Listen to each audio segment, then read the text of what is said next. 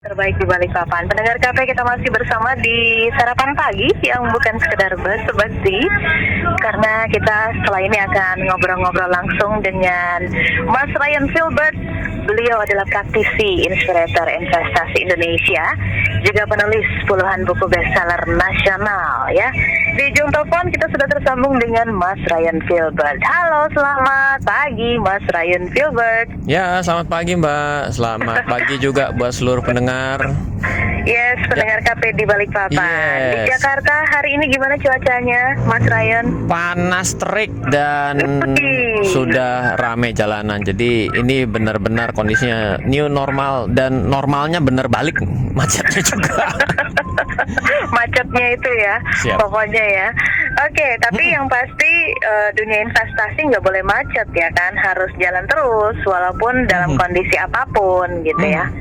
Gimana nih Mas Ryan untuk hari ini pencerahan untuk pendengar KP di Balikpapan? Iya, jadi di kondisi saat ini saya mau akan coba cerita di pagi hari ini adalah banyak orang yang dalam kondisi baik di atas ataupun di bawah, dalam keadaan investasi dalam keadaan yang baik, perekonomian dalam yang baik ataupun dalam keadaan yang buruk, itu kadang-kadang sebenarnya tetap dengan pertanyaan yang sama. Sebenarnya saya mesti mulai investasi kemana sih? Nah, ini adalah suatu pertanyaan yang biasanya orang karena tidak tahu sama sekali, jadi dia merasa bahwa, waduh, saya modalnya besar, saya belum punya uangnya. Itu biasanya mengarah ke sana. Nah, jadi saya akan coba sedikit breakdown ya, bahwa dalam investasi itu sebenarnya nggak terlalu banyak pilihannya. Satu yang paling umum untuk semua orang pasti tahu, namanya adalah beli emas. Iya, iya. Yang kedua adalah beli tanah, properti, ruko, kos-kosan, apapun lah yang bentuknya adalah membeli properti. Ya, Atau ada kalau wujudnya gitu ya. iya, ada wujudnya. Lalu ada lagi kalau sudah arahnya ke paper ya, namanya adalah paper asset, sesuatu yang sifatnya berbentuk kertas gitu ya. Itu adalah kayak investasi di saham atau membeli surat utang. Misalnya ada surat utang yang hari ini lagi sering ditawarkan oleh negara, namanya adalah obligasi retail atau disebut dengan ORI. Nah, ORI pun ada yang versi untuk syariahnya, yaitu namanya adalah sukuk. Nah, itu adalah surat utang. Lalu setelah surat utang dan saham itu ada hasil dari produk mereka berdua, itu adalah namanya reksadana.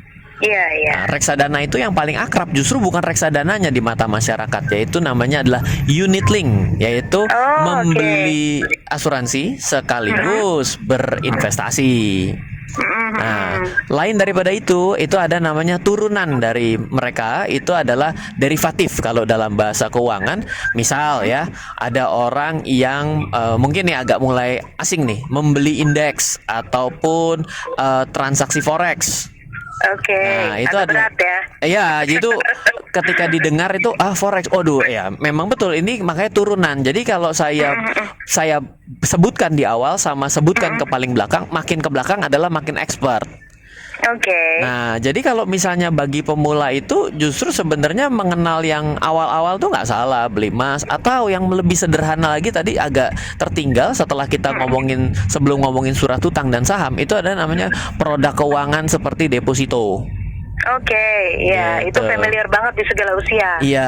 Iya, nabungan udah dari SD kita selalu ada ya, ada suatu kegiatan menabung uang. Jadi kalau pada saat kondisi perekonomian di atas atau di bawah, sebenarnya semua itu tidak ada investasi yang buruk kalau menurut saya. Yang buruk adalah kalau tidak punya investasi.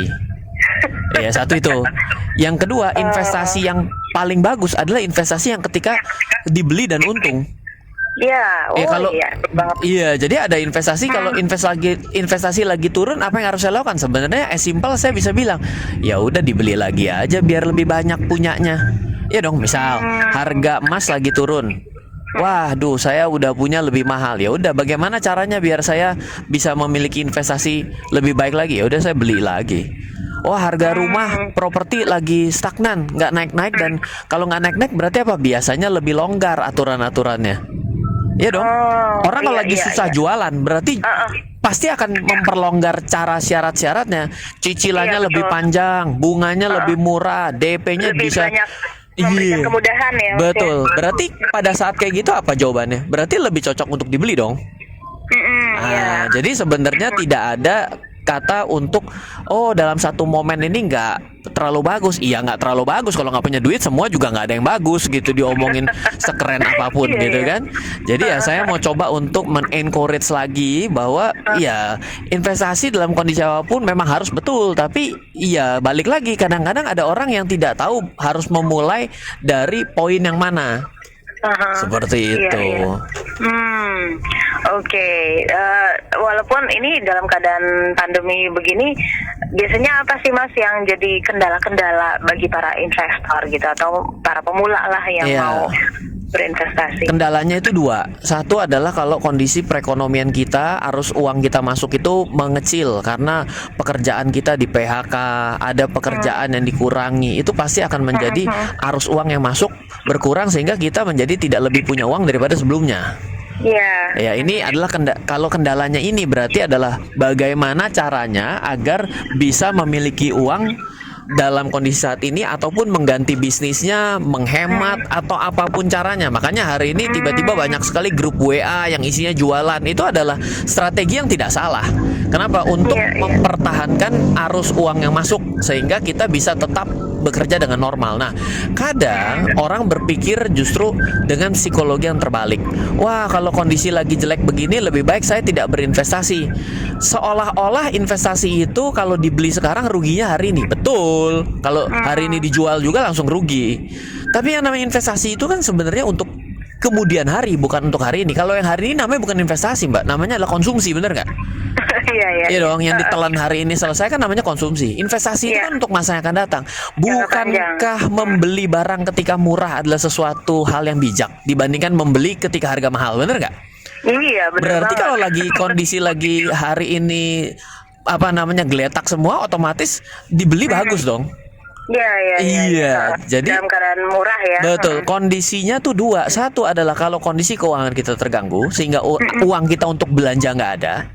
Kondisi kedua adalah pikiran kita yang terbalik. Psikologi nih gitu loh. Jadi satu berhubungan dengan keuangan, yang kedua adalah berhubungan dengan sikap akibat pemikiran kita yang salah. Oh, ini juga mesti hati-hati nih ya. Nah iya, pemikiran yang salah membawa kita ke tempat yang ngaco, udah pasti. Oh, oke. Iya, jadi harus gimana dong nih Mas Ryan? Ya, hari ini jawabannya adalah yang pertama, bagaimana caranya kita berkungfu ria agar kita bisa keluar dari kesulitan kita hari ini. Bagaimana how to survive, ini adalah pemikirannya. Satu, kalau bagaimana usaha kita saat ini sudah tidak berjalan dengan baik. Satu adalah mengganti cara-cara yang lama. Misal, kalau dulu yang namanya jualan nggak perlu pakai online, hari ini wajib online. Dulu nggak perlu pakai masker, hari ini wajib pakai masker dan diumumkan bahwa hari ini menggunakan masker. Itu berarti mengganti Iya. cara. Dua, kalau memang tidak bisa mengganti cara, mengganti orang-orangnya yang mengerjakan. Iya dong. Iya, Yang iya.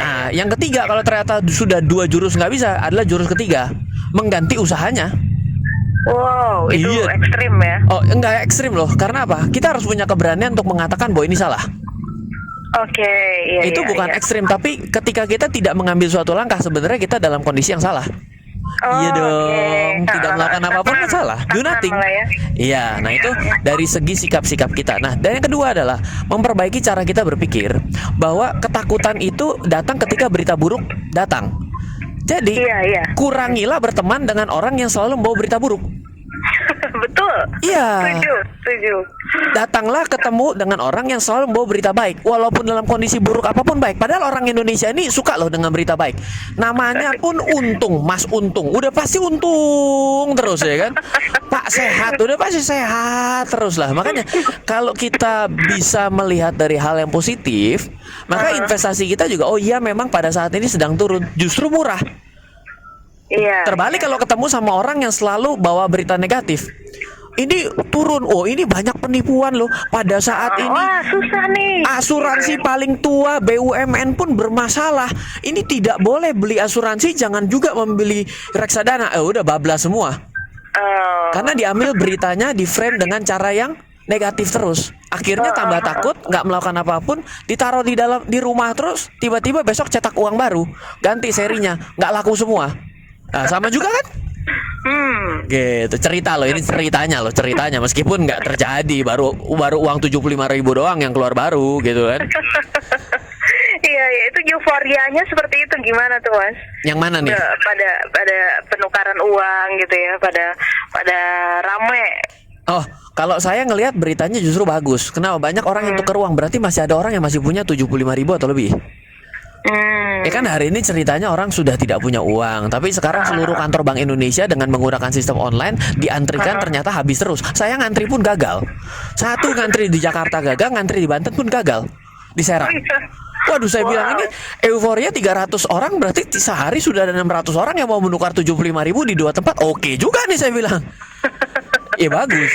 Artinya masih punya semangat nasionalisme untuk ngumpulin uang 75.000 yang edisi awal-awal ini. Dan entah ya, kalau ternyata dia mau spekulasi, mau jual di mana namanya marketplace menjadi puluhan juta, ya itu haknya dia lah gitu ya. Tapi menurut saya masih ada suatu hal yang baik ya, kalau dengan kondisi selalu oversubscribe dalam bahasa keuangan tuh, selalu berlebih permintaan, itu berarti adalah suatu ciri bahwa masih ada demand, masih ada permintaan, itu masih bagus gitu dalam secara perekonomian. Itu hal yang positif menurut saya.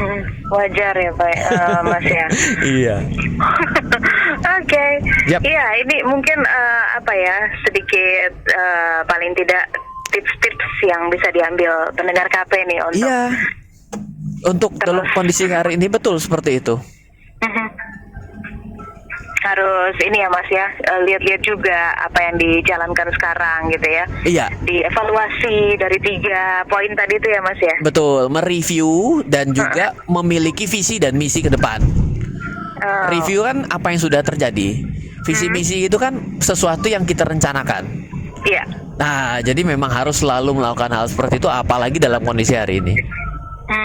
Oke deh, baik. Wow, luar biasa. Terima kasih nih untuk pencerahannya, Mas Ryan. Sukses terus aktivitasnya ya. Sama-sama, ketemu lagi minggu depan, Mas Ryan. Thank you. Itulah pendengar KP, kebersamaan kita bersama Mas Ryan.